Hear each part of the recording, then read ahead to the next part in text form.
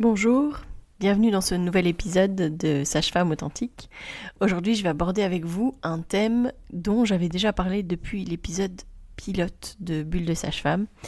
Un moment où j'avais dit que dans les sujets que je pourrais aborder, ce serait l'arrivée du deuxième enfant.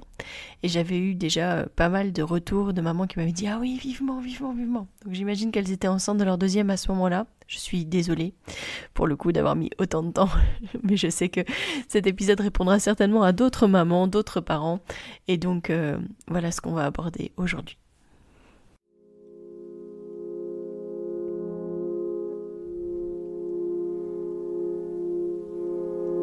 Bienvenue sur Sage-Femme Authentique, le podcast qui ouvre les portes de la connaissance et de l'empowerment en matière de naissance. Ensemble, nous allons explorer les vérités de l'enfantement, briser les mythes et les peurs sociétales et célébrer la physiologie innée des femmes et des bébés dans leur voyage vers la naissance. Au cœur de chaque épisode, je vous emmène à la découverte des pratiques authentiques des sages-femmes, loin des murs hospitaliers, que ce soit à domicile ou en maison de naissance. Je suis Mélissa Chambard, sage-femme et maman de 5 enfants, et ici je vous partage mon expérience, mes conseils pratiques, mes découvertes, ainsi que des histoires inspirantes de parents, de sages-femmes et de professionnels de la périnatalité. Ceci pour que vous soyez pleinement acteur de la naissance de votre bébé, peu importe le lieu où vous avez choisi de l'accueillir, dans l'authenticité, la bienveillance, la force et la puissance. Allez, vas-y.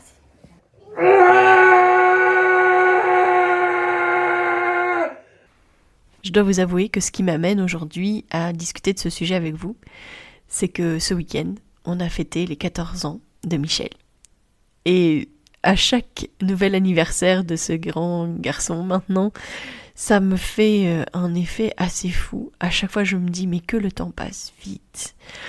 Et si Michel est notre aîné, que c'est lui qui nous a fait parents, qui nous a amenés à chambouler nos habitudes, à développer un sens de l'adaptation constant pour s'adapter au maximum à ses besoins et pour être au plus proche de la parentalité qui avait du sens pour nous.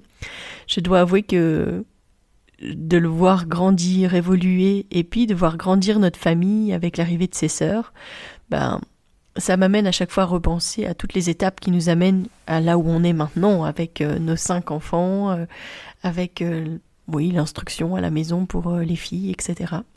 Et Joséphine revient très souvent vers moi en mode « Mais maman, t'avais pas dit que tu ferais un épisode sur l'arrivée du deuxième ?» Parce que je pense que le premier épisode qui parlait justement de la présence des aînés aux naissances, etc., j'avais énormément parlé de Michel à cet épisode-là. Et du coup, moi je me suis d'un seul coup rappelé à quel point son arrivée à elle avait été une grosse étape justement dans notre parentalité. Pendant la grossesse, j'ai eu énormément de doutes. C'était quelque chose d'assez fou en fait de se dire est-ce que je vais aimer ce bébé autant que j'aime mon premier ? Et je pense qu'il y a beaucoup de parents qui se posent cette question. Pourquoi ? Parce que la plupart du temps, on est focus en fait sur notre premier enfant. On est tout à s'éveiller, s'adapter, s'émerveiller aussi de tout ce qu'il est capable de faire et de tout ce lien concret.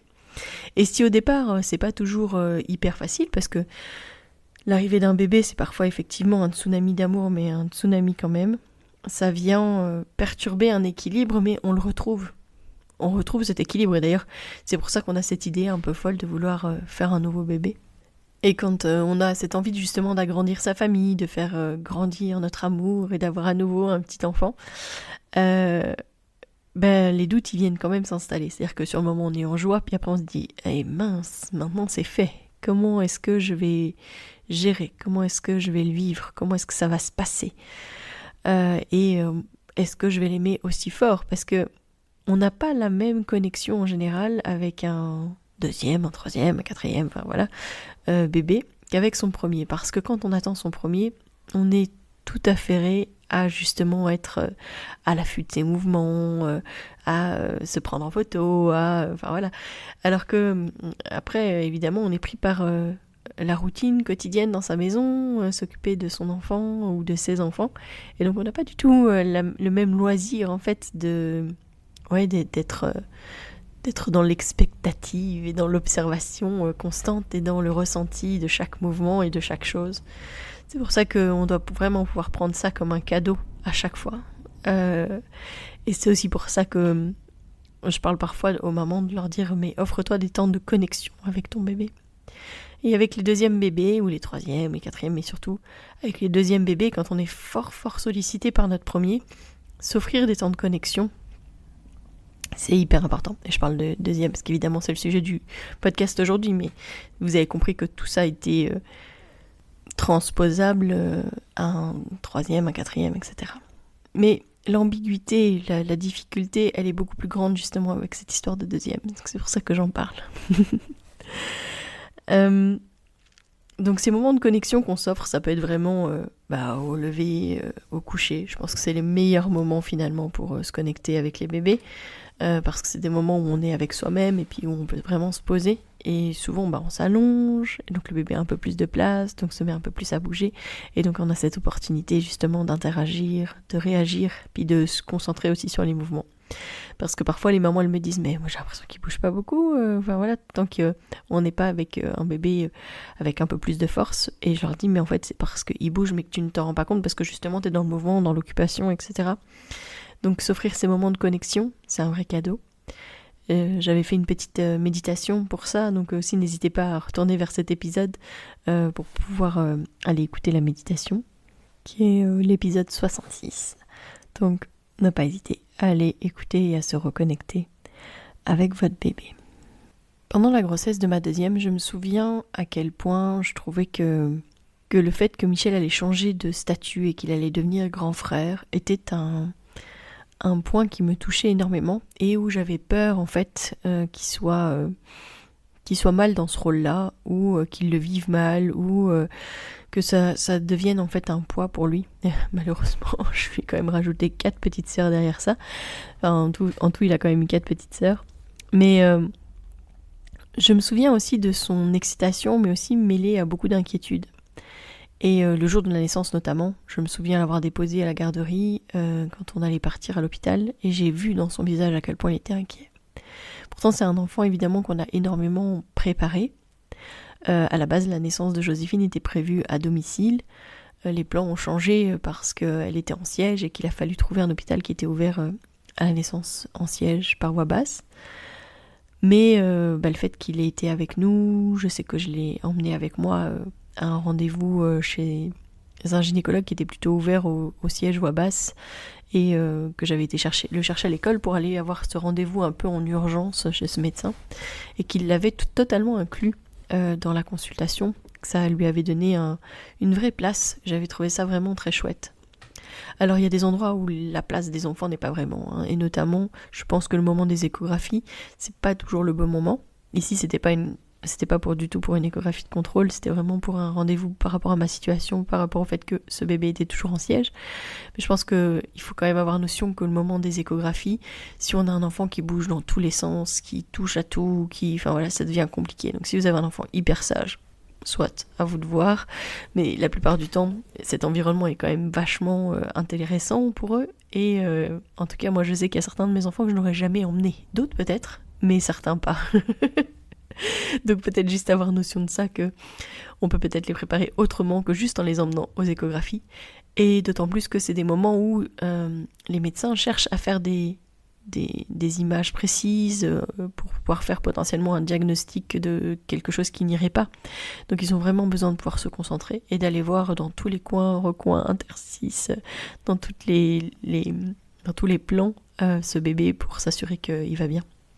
Et d'ailleurs, nous, on accepte toujours la présence des aînés pendant les consultations, même si ça peut nous arriver d'avoir des petits loulous qui sont plutôt agités et qui viennent parfois perturber un petit peu la consultation. Mais c'est plutôt dans l'idée aussi qu'ils soient là quand on parle de comment est-ce que ça va se passer, de l'arrivée du bébé, etc. Et surtout, je crois que le moment clé, c'est le moment où on va faire l'examen clinique et où on va aller écouter le cœur du bébé. Parce que là, c'est comme s'il y avait quelque chose qui devenait vraiment réel. Et ce que je propose souvent aux aînés aussi, c'est que quand j'ai écouté le cœur du bébé, après je leur propose d'écouter leur propre cœur à eux, pour que justement ils comprennent qu'est-ce qu'on entend quand on met le Doptone sur le ventre de sa maman.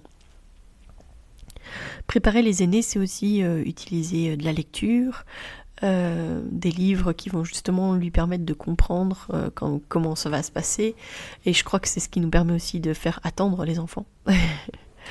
On parle souvent aussi de pourquoi pas de faire une frise du temps pour marquer les grandes étapes qui vont se passer avant l'arrivée du bébé, pour que ce soit pas une attente sans fin et que les enfants puissent avoir notion du temps qui passe et de quand est-ce que potentiellement le bébé va arriver.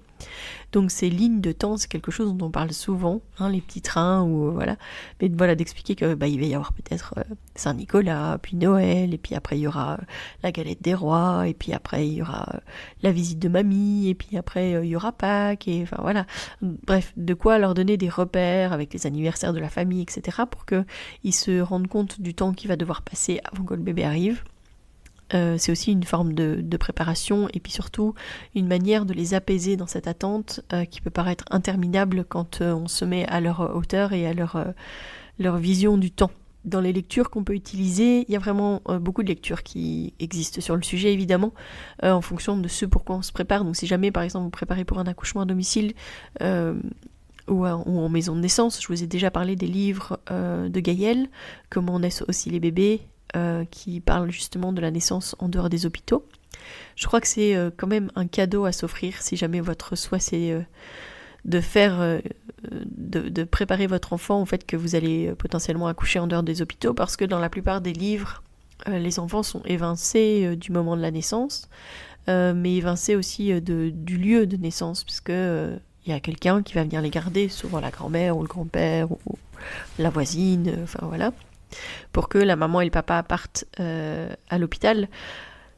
Donc c'est peut-être aussi un cadeau à se faire que d'avoir des outils qui répondent vraiment à vos besoins. Donc n'hésitez pas à les regarder, parce que je pense qu'il y a vraiment une belle panoplie maintenant de livres de tout genre, parce que ça peut être aussi pour des mamans qui s'apprêtent à accueillir un nouvel enfant. Je pense qu'il existe maintenant des livres qui parlent aussi de la parentalité avec 2 mamans. Donc voilà, je crois qu'il y a tout un monde aussi à explorer dans la lecture qui peut être utilisée pour préparer les enfants à l'arrivée d'un deuxième bébé et qui répondent, pourquoi pas, au plus proche de sa réalité. Moi, je trouve que c'est toujours beaucoup plus intéressant d'avoir des livres qui parlent vraiment du réel, de ce qui se passe au quotidien et de comment est-ce qu'on se prépare. Et dans la préparation de l'arrivée d'un deuxième bébé, mais dans les livres que j'apprécie beaucoup, il y a ce fameux livre aussi de Gaïel qui s'appelle « Et moi aussi alors », qui parle vraiment de la vision du postpartum, vu par l'enfant, vu par l'aîné, à quel point parfois c'est difficile en fait, tout est chamboulé, on peut plus faire de bruit parce qu'il y a le bébé, je me fais gronder parce que j'ai fait trop de bruit et que j'ai réveillé le bébé, mais aussi je me rappelle que dans le livre, il y a un moment donné où cet enfant demande un croissant, je crois, dans mes souvenirs, et que la maman dit « mais je ne suis désolée, mais je n'ai pas de croissant, en fait, ça ne sera pas possible », et puis c'est l'enfant qui se met très très très très très en colère. Ce que j'explique très souvent aux parents, c'est que l'arrivée d'un frère ou d'une sœur, c'est de la joie, bien sûr, et de l'excitation, et enfin voilà, et que ça met un peu l'enfant dans un état un peu comme le jour de Noël, ou de Saint-Nicolas pour les Belges. En tout cas de ce moment où ils attendent, et puis ils sont excités, et puis ils ont eu un nouveau cadeau, et ils ont envie de l'utiliser, etc. Enfin, mais alors toutes les émotions sont exacerbées, en plus comme en moins. Donc ils sont dans la joie extrême, mais ils sont aussi très souvent dérangés par la force et la puissance en fait de leurs émotions, quelles qu'elles soient. Ce qui peut potentiellement aider pour apaiser justement ce côté-là, c'est déjà de le préparer, donc utiliser des lectures vraiment sur cette thématique-là, mais aussi s'apaiser, rassurer, et bien sûr donner un espace de parole, et même quand c'est des tout petits, en fait, d'exprimer pour son enfant ce qu'on imagine qu'il ressent, pour voir si ça l'apaise. Parce que parfois c'est vraiment juste le fait de dire « Oh, tu as l'air très en colère, est-ce que tu as besoin de ceci ou de cela, est-ce que je peux faire quelque chose pour toi, etc. » Enfin voilà, même quand ils sont petits, le fait de verbaliser qu'on est à l'écoute, qu'on cherche en fait à comprendre ce qui se passe dans leur petit cœur et dans leur petit corps, parce que les émotions, ça vient mettre en vrac parfois tout le ressenti à l'intérieur du corps tout entier. Ça peut grandement les aider.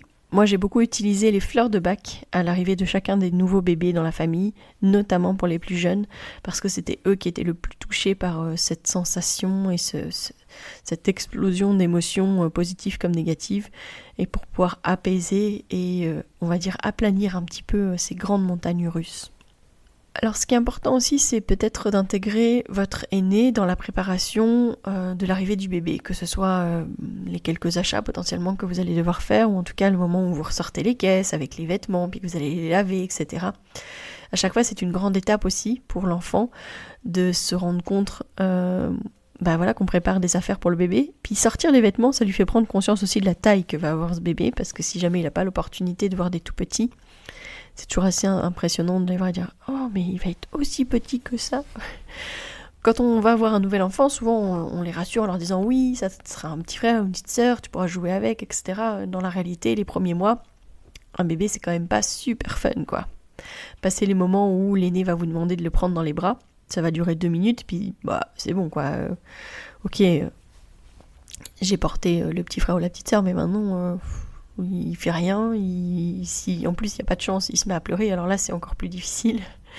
Donc c'est aussi rassurer sur le fait que effectivement au départ le bébé il a beaucoup besoin de dormir, d'être contre papa ou maman, d'être allaité, qu'il va être tout proche de papa et maman la nuit, mais c'est parce que c'est beaucoup plus facile pour le bébé et pour maman, et que après ça, très vite le bébé va interagir avec lui. Et ça, les aînés aiment beaucoup. Le moment où, quand il s'approche du bébé qui est par exemple sur son petit tapis ou dans son petit transat et qu'il s'approche, qu'il commence à faire des petits bruits, que l'enfant rit ou sourit, là, il commence à rentrer en interaction avec le bébé et là, ils vont matcher.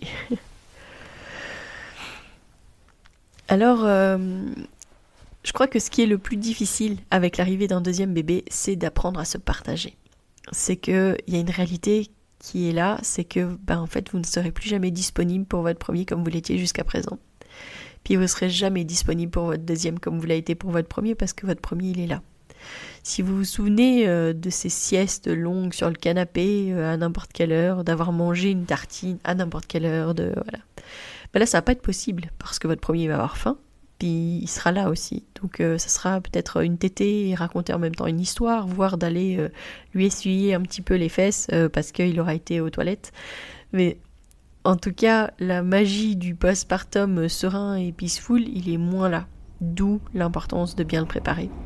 D'où l'importance d'avoir ce village autour de vous et d'où l'importance d'avoir bien discuté des besoins, des premières semaines, etc. Parce que la réalité, elle nous rattrape très vite.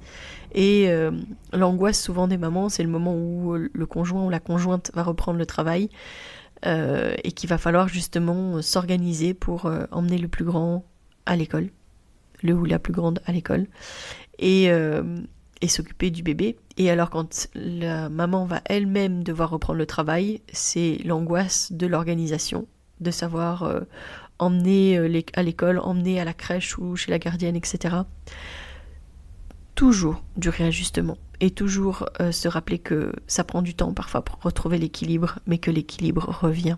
Surtout si on a l'opportunité de bien discuter avec sa conjointe de ses besoins, de comment est-ce que on peut faire pour qu'on puisse se partager les tâches. Si moi j'emmène tel enfant, est-ce que tu pourrais emmener l'autre? Ou si moi j'emmène les enfants, est-ce que tu sais au moins récupérer l'autre à tel endroit, etc. En tout cas, je peux vous dire qu'avec nos 5, c'est continuellement de l'organisation de ce type-là. Et ce que je dis souvent, c'est que le deuxième, il nous apprend aussi beaucoup à s'organiser. C'est-à-dire que si jamais vous n'étiez pas encore organisé jusque-là, vous allez avoir besoin de vous organiser parce que vous allez avoir des enfants avec des rythmes totalement différents. Et ça ne sert à rien d'essayer de faire tout rentrer dans la même case et que, par exemple, les siestes soient exactement au même moment, etc. Il y aura peut-être des jours où ça fonctionnera. Et là, vous allez en profiter. Mais la plupart du temps, ça ne fonctionnera pas et ça ne sera pas aussi facile. Mais ça va venir. Ça va venir au niveau de l'équilibre. Ça va tout se réajuster. Ne vous en faites pas. Ce qui est toujours une bonne idée quand même, c'est de s'offrir du temps seul avec son aîné. Et je dirais qu'en fait, moi je peux vous dire qu'en tant que famille nombreuse, c'est chouette de pouvoir s'offrir des temps de qualité avec chaque enfant à certains moments. Donc c'est pas seulement une question de aîné, pas aîné, etc. Je pense que chaque enfant a justement besoin d'avoir des moments de qualité seul avec ses parents. Et donc quand vous en avez l'opportunité, faites-le.